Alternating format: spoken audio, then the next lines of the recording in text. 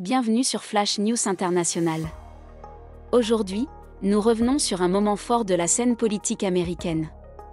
À peine 100 jours après l'arrivée de Donald Trump à la Maison-Blanche, la sénatrice Kamala Harris, figure montante du Parti démocrate à l'époque, prononçait un discours retentissant.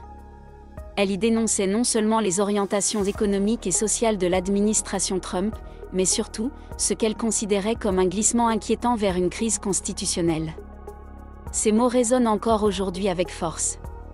Une apparente désorganisation ou une stratégie assumée?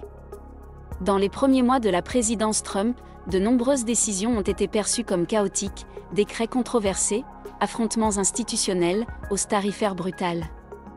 Pourtant, Kamala Harris nous invite à regarder au-delà des apparences.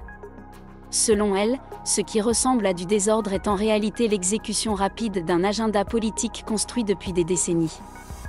Un programme visant à réduire le rôle de l'État, affaiblir les services publics, favoriser la privatisation et offrir des avantages fiscaux considérables aux plus riches.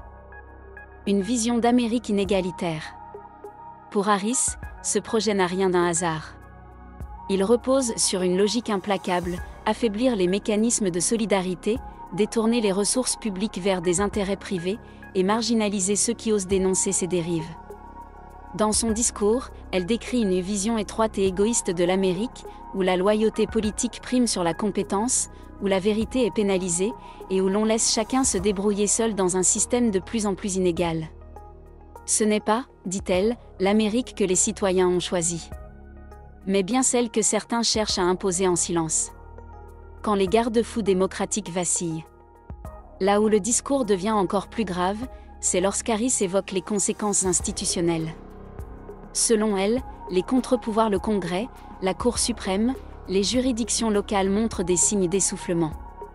Pire encore, si ces institutions remplissent leur rôle, mais que le président décide de les ignorer, alors nous entrons dans ce qu'elle qualifie de crise constitutionnelle. Une situation où les règles du jeu démocratique perdent toute valeur, où les droits fondamentaux deviennent vulnérables, et où la voix du peuple est en danger. Quand les règles cessent d'être respectées, ce n'est plus une démocratie, c'est une dérive autoritaire, insiste-t-elle. Le dernier rempart, la mobilisation citoyenne. Mais Kamala Harris ne s'arrête pas à la critique. Elle appelle à la responsabilité collective. Car si les institutions flanchent, il reste une force essentielle, le peuple. Elle affirme avec force que la mobilisation des citoyens, l'engagement dans la vie publique, la vigilance face aux dérives sont les clés pour préserver la démocratie.